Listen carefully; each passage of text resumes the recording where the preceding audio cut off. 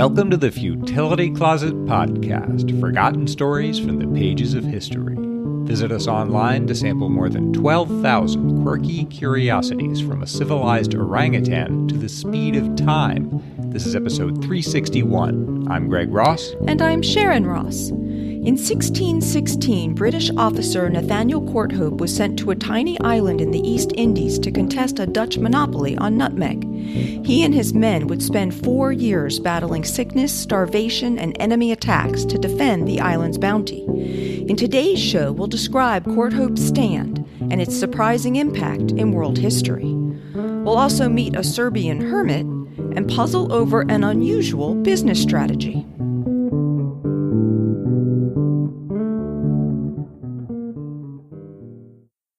The tiny island of Run lies in the backwaters of the East Indies, a dot in the Banda Sea 600 miles north of Australia.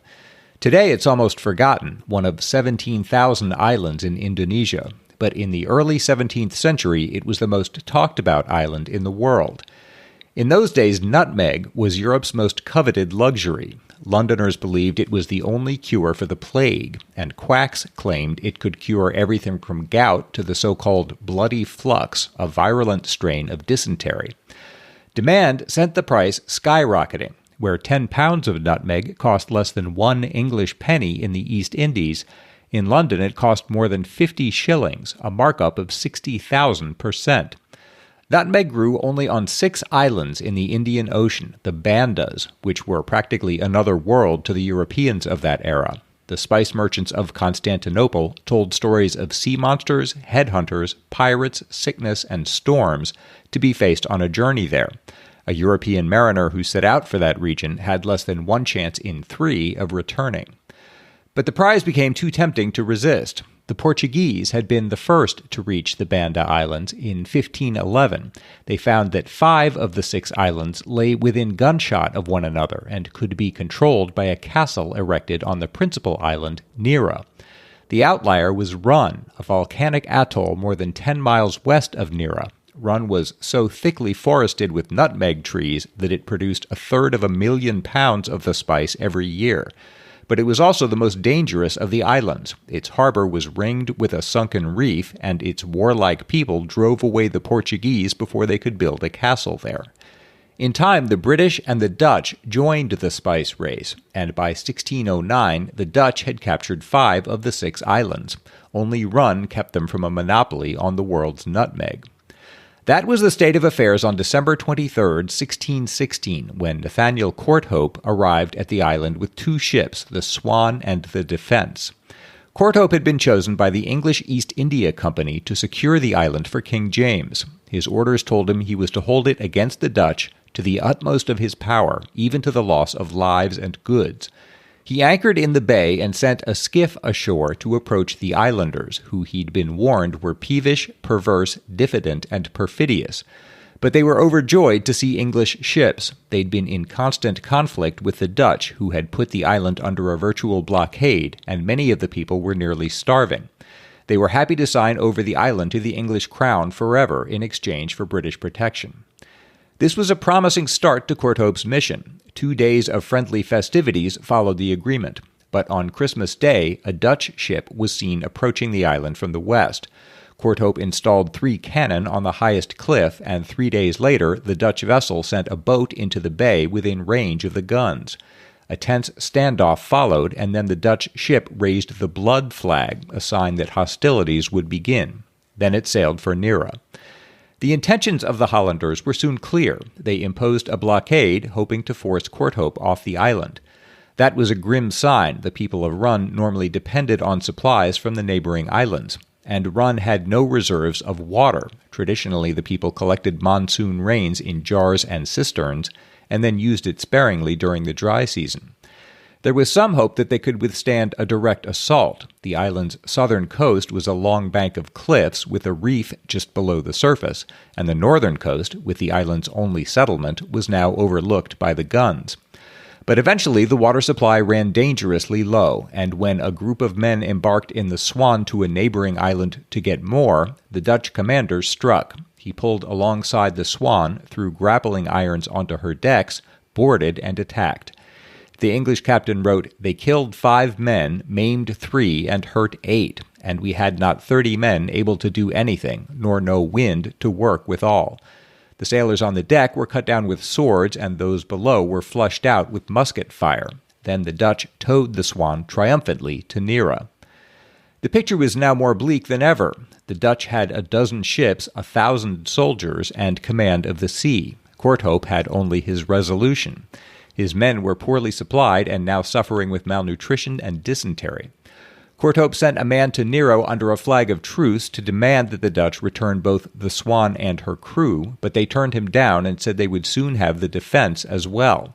That promise came true. A group of mutineers, weary of long months on the island, took the defense, sailed her to Nera, surrendered to the Dutch, and handed over plans of all the defenses on Run. One of Courthope's companions called them a company of treacherous villains who have deserved hanging better than wages. The Dutch offered to return the captured ships and men and to send Courthope home with a full cargo of nutmeg, but in return England must sign away forever her rights to the island. Courthope refused, insisting that, quote, "I could not, unless I should turn traitor unto my king and country, in giving up that right which I am able to hold, and also betray the country people who have surrendered up their land to our king's majesty." On hearing that response, says the Chronicle, the Dutch governor-general threw his hat on the ground and pulled his beard for anger. But still, Courthope could do little more than wait and hope. Though he was greatly outnumbered, he managed to send out word of his plight by an islander's boat, and he cultivated a network of spies who traveled among the islands gathering information, and occasionally a junk broke through the Dutch blockade to provide his starving men with rice. Month followed month, and Courthope refused to back down. After 15 months of privation, in the spring of 1618, word came that an English supply ship, the Solomon, was approaching the island with aid. But when it was within an hour of the harbor, 4 Dutch ships set upon it. The Solomon was too heavily laden with supplies to be able to fight well, and after a battle of almost 7 hours, the English captain gave in. After such a long vigil, this was a devastating disappointment to Courthope, who wrote that rather than surrender so ignominiously, he would have sunk down right in the sea first. He wrote bitterly to his directors in London, "I much marvel you sent this year with so weak forces, you seeing they use all the means possible they can to bar us of all trade in these parts. Therefore, if you mean the company to have any trade with these islands, it must not be deferred any longer, but to send such forces the next westerly monsoon to maintain that we have, or else all is gone, and not to be expected hereafter any more trade this way. This year I have withheld it from them with much difficulty, without any relief or aid, not so much as one letter from you to advise me what course you intend to take in this business, I having but 38 men to withstand their force and tyranny, which is a very weak strength to withstand their unruly odds of forces. Our wants are extreme, neither have we any victuals or drink, but only rice and water, which, had not God sent in 4 or 5 junks to have relieved us with rice, I must have been fain to have given up our king's and company's right for want of relief, which relief is weak.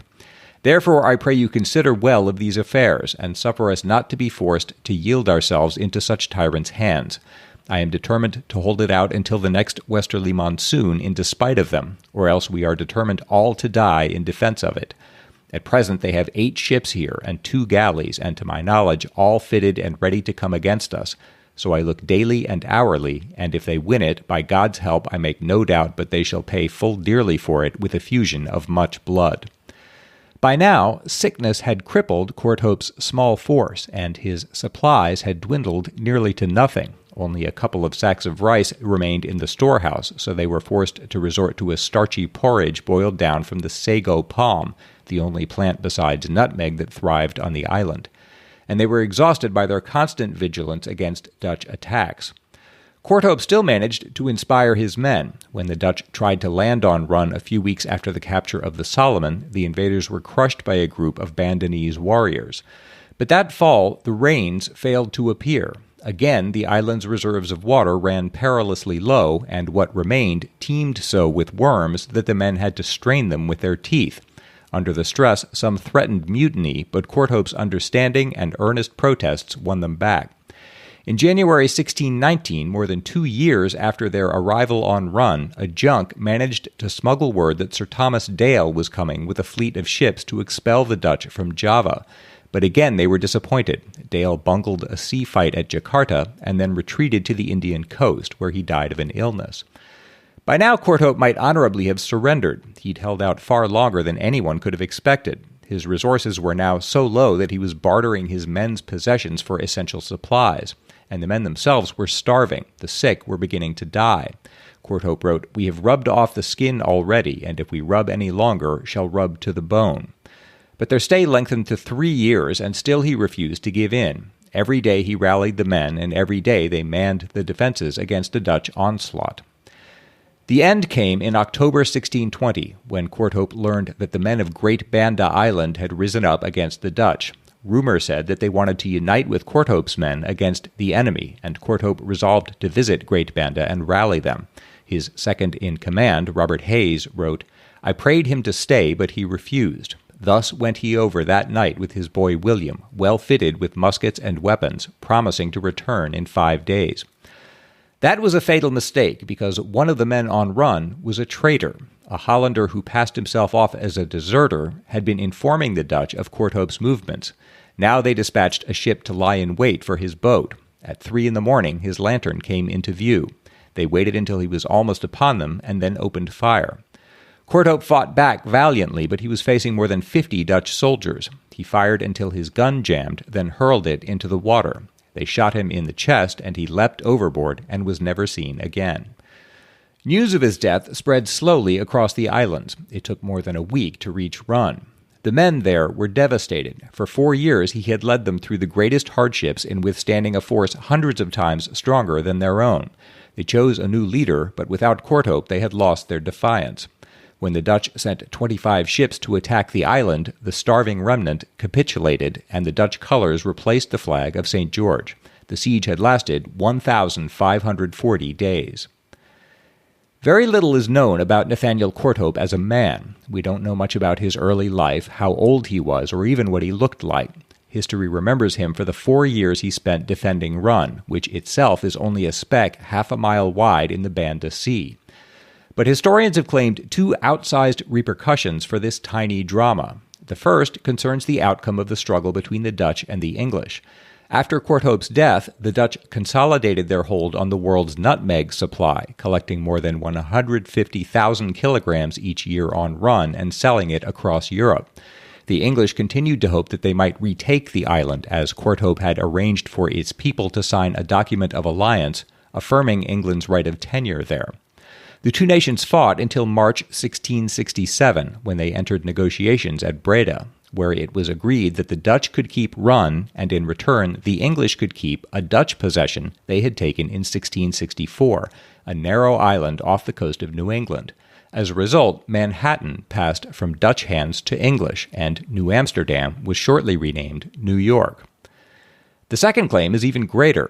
The first Britons who reached Run, including Nathaniel Courthope, were working for the English East India Company, which was not at first empowered to hold overseas territories. But with Run in mind, Oliver Cromwell changed this policy, giving the company a new charter that included the authority to hold, fortify, and settle overseas territories, and soon India and the East came under British sway.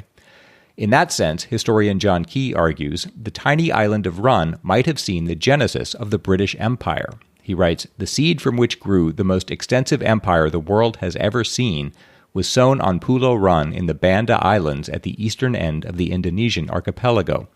As the island of Runnymede is to British constitutional history, so the island of Run is to British imperial history."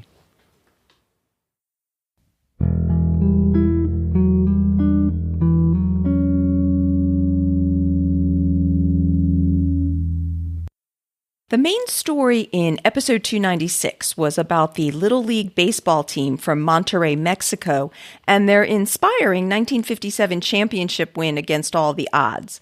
Gary Maxwell wrote, "Hi, Sharon and Greg. While continuing to catch up on previous podcasts, I was especially enthralled with the adventures of the Monterey baseball team and their very unlikely journey to the Little League Championship in 1957. The story is remarkable on so many levels, but especially how they learned a game that requires significant skills, teamwork, and strategy in order to be successful. A successful championship team needs most of their players to have these attributes, along with skilled managers and coaches. As a former player, coach, and manager of Little League, I cannot stress enough how remarkable an achievement this was, given their isolation and inability to even see how the game was normally played. I went to the official Little League website to find out more details of the games played back then. The information is sparse, but I was amazed to see that the same team from Monterey won the Little League World Series the following year, in 1958, another astonishing rare feat that has only happened twice before, in 1984-85, Seoul, South Korea, and 1992-93, Long Beach, California. So their success in 1957 certainly was no fluke. Thanks for an especially entertaining episode, and except for the lateral thinking puzzle, no one died. And that's actually a nice point, that the team did win again the following year, showing it wasn't a fluke that they'd won in 1957. Although it looked to me like one more team had consecutive wins than Gary had noted, as the 1971, 72, and 73 championships were won by a team from Taipei. But still, it is a rather rare occurrence, as only 3 teams seem to have managed back-to-back wins since the championships were started in 1947. And it was very nice to hear the perspective of a former player, coach, and manager of Little League on this. Yeah, I didn't know that much about Little League myself when I started researching that story, and it is very inspiring. We've discussed hermits a few times on this show, although somehow not since episode 310, I think. Alex Wood sent some interesting Serbian hermit news, an article from August in the Straits Times titled, "Serbian Cave Hermit Gets COVID-19 Vaccine, Urges Others to Follow." About 20 years ago, Panta Petrovic, now 70, moved into a tiny mountain cave in southern Serbia, only accessible via a steep climb. The cave contains an old bathtub that serves as a toilet, some benches, and a stack of hay for a bed. Petrovic is originally from the nearby town of Pirot and is quoted as saying, "I was not free in the city. There is always someone in your way. You either argue with your wife, neighbors, or the police. Here, nobody is hassling me." Before moving to his cave home, Petrovic donated his money to fund the construction of 3 bridges in town. He is quoted as saying, "Money is cursed. It spoils people. I think nothing can corrupt a human like money." Petrovic now lives mostly on mushrooms and fish from a nearby creek, supplemented with food he finds in the trash and has visits to town. He keeps a number of animals, including 3 kittens whose mother was killed by a wolf and that he had to feed with a syringe, and a wild boar named Mara that he found 8 years ago when she was a piglet entangled in some bushes. He bottle-fed her until she was well, and now the 200-kilogram or 440-pound boar is a beloved pet. Petrovic said, "She means everything to me. I love her and she listens to me. There is no money that can buy such a thing." Petrovic relies on donations to buy food and supplies for his animals. On one of his visits to town last year, Petrovic learned about the pandemic. When the COVID-19 vaccines became available, he got jabbed and urges everyone else to do the same, saying, "I want to get all 3 doses, including the extra one. I urge every citizen to get vaccinated, every single one of them." So even hermits are getting jabbed. Even hermits living in caves recognize the importance of the vaccines. In episode 347, we discussed the terrible King's Cross fire of 1987 that killed 31 people and injured scores more, and that the London Fire Brigade called the worst fire in the history of the London Underground. John Horner wrote, "As you mentioned the King's Cross escalator fire, I thought you might be interested in the fact that all of the victims were identified immediately except for one, and his identity remained a mystery for over 16 years. I was living in London at the time, and my girlfriend passed through the station just minutes before it happened, so it's very fresh in my mind, and the fact that a Londoner had died without anyone coming forward to claim him was a poignant detail. Loving the podcast, it keeps me company in my kitchen every day, and whenever my son and I go for a walk, I recycle one of your lateral thinking puzzles for him. It's become a tradition now." And John sent a link to an article in The Guardian from 2004 about how it took 16 years for a badly burned body to finally be identified as Alexander Fallon, a 72-year-old Scot who had been homeless at the time. According to Fallon's family, after his wife had died of cancer 13 years before the fire, he sold their house and then moved to London in the early 1980s, where he was what The Guardian called sleeping rough. He had occasionally written to or called his 4 daughters to keep in touch until they stopped hearing from him in 1987. Unfortunately, that made him just one of the thousands of missing people in London.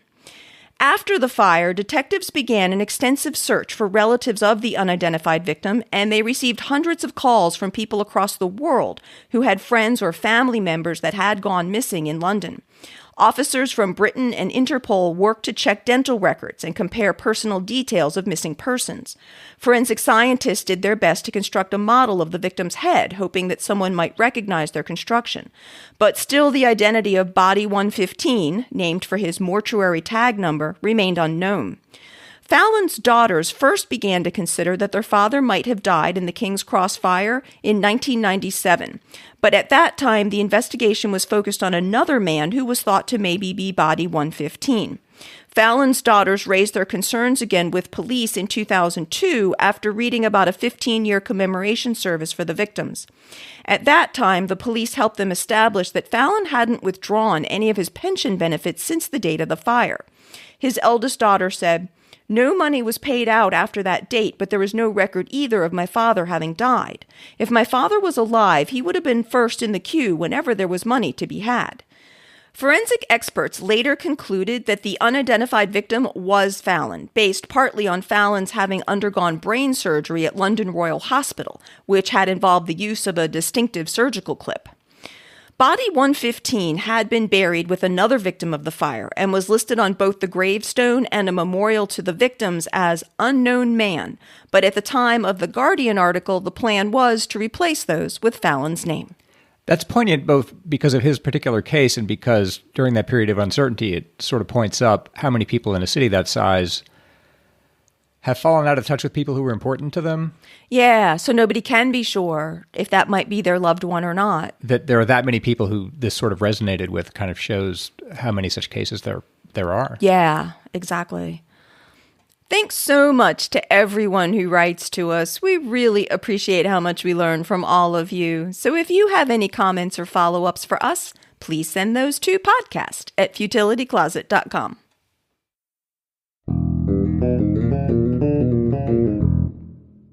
It's my turn to try to solve a lateral thinking puzzle. Greg is going to give me a strange-sounding situation, and I'm going to try to work out what's actually going on by asking yes or no questions. This is from listener Tom Selinsky.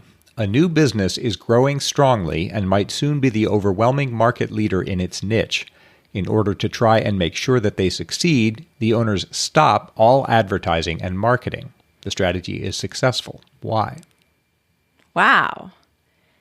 They stop all advertising and marketing. All advertising and marketing for their own company? Yes. In order to make sure that they succeed. Is that to reduce demand because supply isn't going to be able to keep up? No. Why would you stop advertising and marketing? Okay, does it matter what the company sells? No. I think I'm going to say no. Is it a product? They sell a product? No. They sell a service? Yes. Do they sell like an experience, like vacations or something? No. Just a service. And, okay. And you don't necessarily have to know the details about this particular... This is an illustration of a broader... Okay. Does the time period matter? Not really. Does like the country or anything else about the location matter? No. Okay. So there is a company that is starting to get big, catch fire, sell a lot of whatever their service is. Yes. And they're on the edge of sort of dominating their corner of the industry. Yes. And in order to make sure that they continue to succeed and do well, they stop all advertising and marketing. Yes.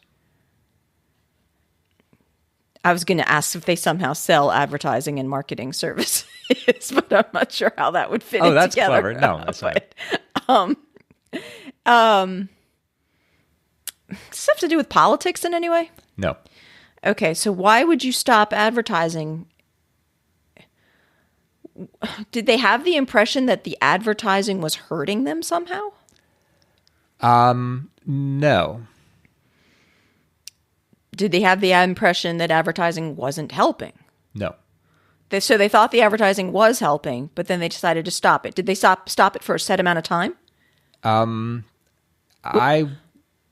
say yes, but I don't want to mislead you. Was that part of a gimmick? Like they told their customers that they weren't going to be advertising for a certain amount of time or until a certain thing happened? No. Oh. I thought that was like somehow part of the campaign. When they stopped the advertising, was that successful? Yes. They actually sold more of their services when they weren't advertising? That wasn't the reason. That wasn't the reason. Oh. Was something about to happen that they were expecting to have happen that they thought they'd capitalize on, or that would increase their business? No. They were trying to avert a danger. And the danger wasn't becoming too successful before they were ready to handle that amount of business. If companies advertise too much, people get sort of sick of you. No. Were they afraid they were going to be spoofed or made fun of somehow? No. It was an innovative service. I'm trying to think of hints I can give you. I definitely need hints. I have no idea where I'm going with this. It was an innovative service. Did they think that the advertising would sort of misrepresent it or mislead people? No. This involves other companies. They're trying to avert a danger that they saw could happen. If they kept advertising. Yes. And that would somehow involve other companies. Yeah. They didn't want to alert other companies to their presence. Yes. Why? Because other companies would copy what they were doing. Yes, that's it. Oh. Tom writes, if a much bigger, better-funded rival gets wind of what they are up to, they will be able to offer the same service to their users. And because of the nature of the business, whoever has the most customers will win. At this crucial stage in their life cycle, the business needs to be in stealth mode so that by the time their rival figured out what they were doing, it was too late. They already had dominance. This really happened to eBay, which started essentially by accident when founder Pierre Omidyar sold a broken laser pointer via an online auction, which formed part of a general-purpose website he was running. Today, everyone goes to eBay to sell because that's where all the buyers are, and everyone goes to eBay looking for bargains because that's where all the sellers are. It's a version of the fax effect, who would buy the first fax machine.